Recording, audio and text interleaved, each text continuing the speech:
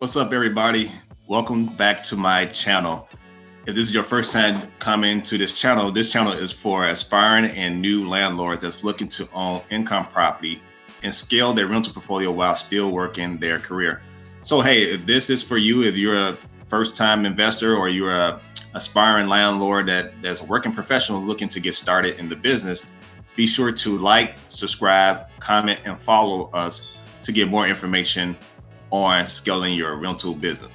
So, hey, I'm Javon Crawford. I'm a multifamily coach, and let's go ahead and get started. So today's topic, as you guys see me looking at our notes, buying your very first income property and the 6 beginner steps to getting started. So the first step in getting started is purpose. What is your purpose? Why do you want to own an income property? What is the reason why you want to own an income property? So you have to determine your purpose first.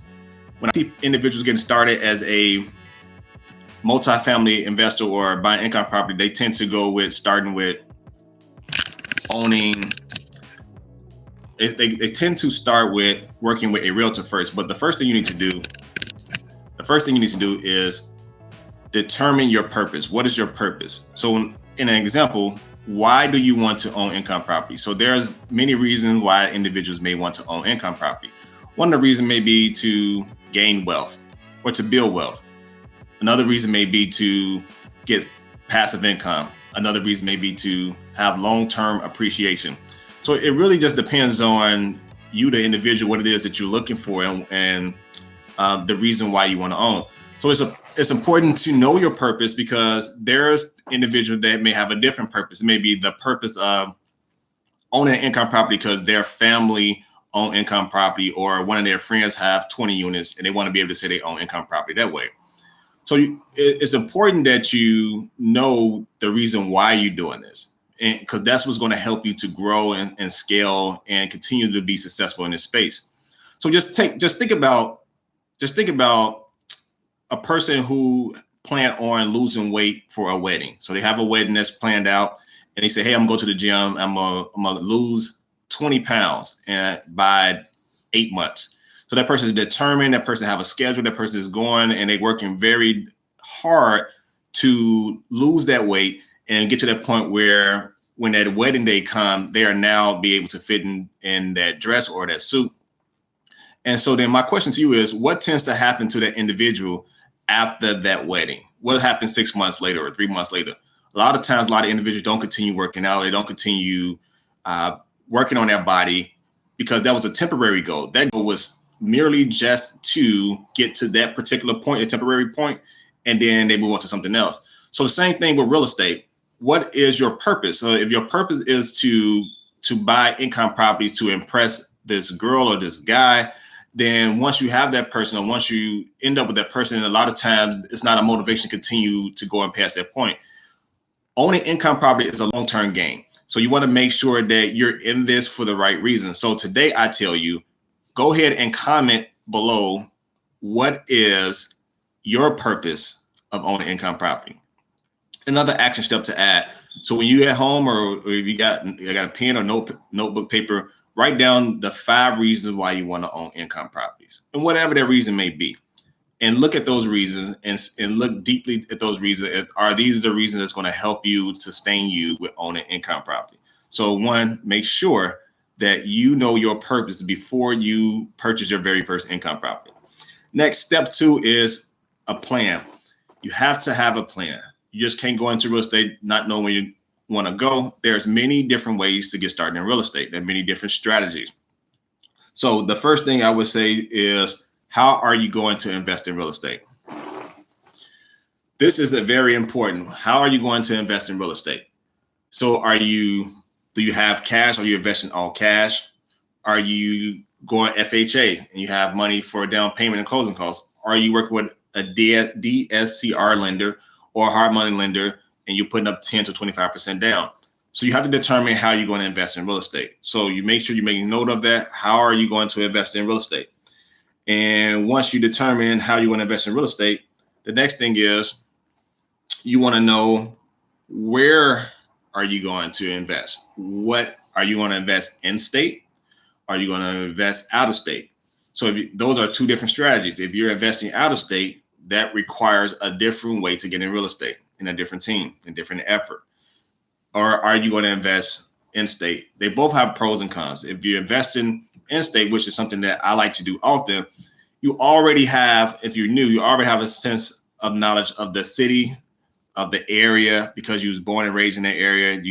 You're familiar with the market, even though you may be new in real estate. So it's really good to determine, what area you looking to invest in. And the con is that sometimes, depending on your state, you may not find great deals. It may not be good deals for you, or deals that are profitable. So you want to make sure that you're in a state where you can get into a project or income property that fit your budget. Next, going into a property out of state, the pro is that you can find a property for a very good value. There's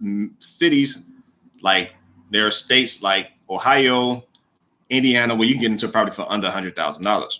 The con is that you may not be familiar with the area, so there's more research. You have to get, familiarize yourself a little bit more. So again, step 2, you have to plan. You have to know what state what area you're going to invest in. Next, after that, you need to know the neighborhood. Very important to know the neighborhood. So we get to know the neighborhood that you're going to work in. Then this allow you to start doing more research and understanding that area and familiarizing yourself what the properties cost, the price of the property, and what the rents are going for. So that leads us right into step 3. Step 3 is research. You have to do your own research. Get good with doing your due diligence. You have to do your own due diligence. Even though that you have a team and you're going to build a team, you have to get good with understanding. You have to get good with understanding the local market and the neighborhood that you're going to be investing in. So research. How do you research? You can go to Zillow, Zillow. Zillow.com is a free website that have many different property listings that's on there. And you will be able to go on there and look within the neighborhood. You want to see what our properties are going for, what our rental properties are going for in the area. And we're looking at properties that's fixed up. So you go and look at the pictures to determine if the properties are fixed up, they're move-in ready condition. You want to see what properties are going for. So look at 5 to 10 properties. You want to see what the average prices, and then jot that down, write it down in your notes. What is the average prices in this particular community? And also you want to see what the rents in that area. So what is the rents for a 2-bedroom? What are the rents for a 3-bedroom? On Zillow, they also have what's called Zestimates. They also have also allow you to look at the rents as well to determine what the average rents in the area. And you can go to a site called rentalmeter.com. Rentalmeter.com allow you to look at the area rents. You put the address of the neighborhood and give you the average rents in the area. It's important that you do this because when you own a property or you're looking to purchase, regardless if there's someone renting the unit or not, you can see what the potential gross rent of that particular area. Now let's go into step 4. Step 4 is analyzing the property. So this is an area that most of you guys may not have experience. This is where having a coach like myself, having a mentor, or even for those that can't afford either or, having a realtor who is very familiar with the market, someone that have experience in analyzing the deal. So what do you need to know when it comes to analyzing the deal? The as-is price. What is the price of the property? What are the current rents of the property? You want to know what is the potential rents. You want to know what is the net operating expenses. So these are the expenses that's associated with the property. What are the expenses from the utilities, water, property management fees? What are all these expenses? So this will allow you to know if the property is going to be profitable or not. So you have your gross, say that the property is bringing in $3,000, the property expenses is $2,000. The property is bringing in $3,000 gross rent is an example. And the property have expenses of $1,000 and the property is profiting, say, $2,000 a month. You got to make sure that you're you know what the mortgage is, and then you know what your net cash flow is. So say that you cash flowing $500. Is this enough for you? Is this your desired goal for this property? And everybody goes is different. Every property is different. And every strategy is different. So that's why it's really based on you, the individual. But these are things that you want to know when it comes to analyzing the deal. Also, you have your realtor to do a comparator market analysis. This will allow you to see the comparables of other properties that's similar to yours. It will also allow you to see what the properties are going for, and you have a report. So you determine if the properties in the area is a good fit for you. Step 5 is funding the deal. This is another very important part to getting started in owning income property. You have to determine what type of funding you're looking for. Are you going FHA? So FHA is for owner occupied property. So these are 3 to 4 unit properties that you will be living in, getting FHA financing. Pros and cons. Pros is that you're getting it for a very low rate. Down payment can be anywhere is 3.5% down. You also need your closing costs along with that. But then the con can be they ask for many documents. They ask for your W-2, they ask for your pay stub, they ask for your last 2 years tax returns. But then if you're going with hard money or you're going with a DSCR lender, they look solely majority to the deal and what the deal can produce versus you, the individual. It's more based on the deal. Sometimes you need to have an LLC.